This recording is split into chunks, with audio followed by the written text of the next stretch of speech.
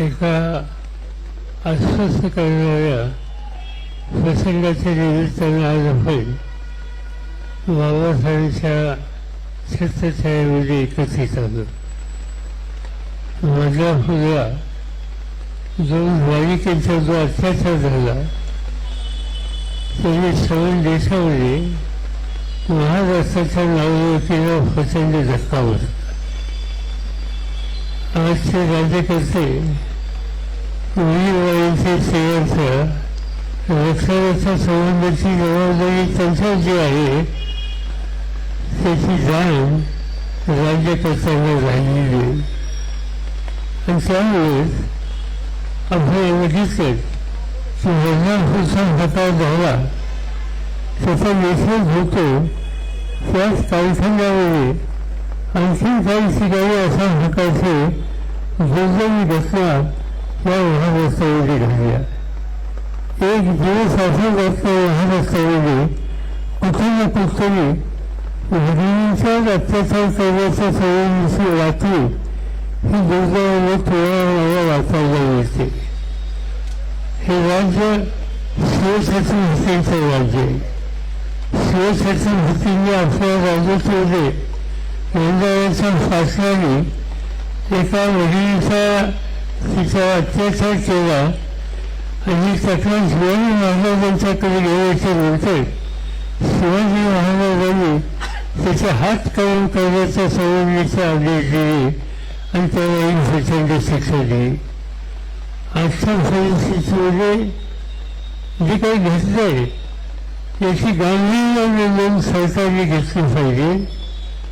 संवेदनशील ही भूमिका त्यांनी घेतली पाहिजे.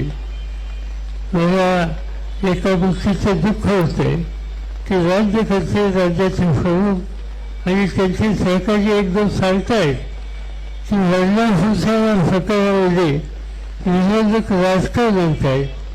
मुलीबाईंच्या अत्याचाराच्या विरुद्ध आवाज कोणी उठवला तेव्हा राजकारण म्हणायचं हा जर निष्कर्ष राज्यकर्ते काढत असतील ते राज्यकर्ते किती असंवेदनशील आहेत.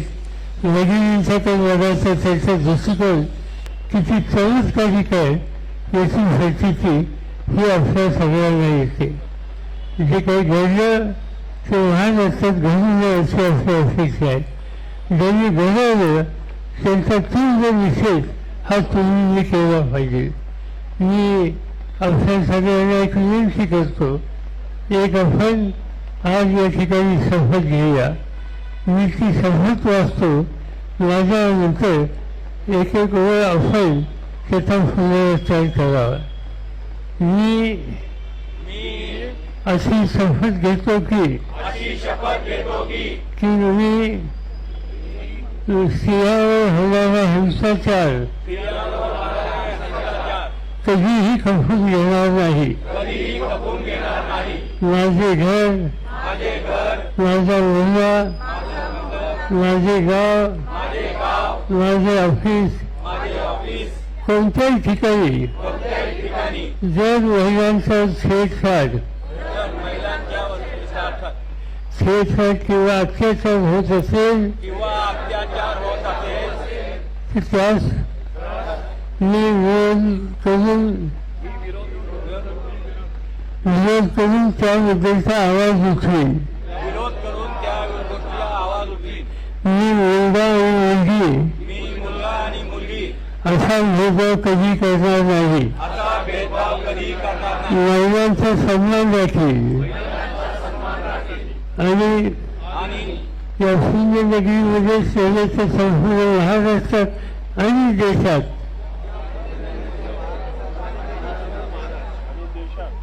महिलांसाठी अधिक सुरक्षित आणि भयमुक्त स्थिती बनवण्यासाठी प्रयत्न करेल. जय हिंद.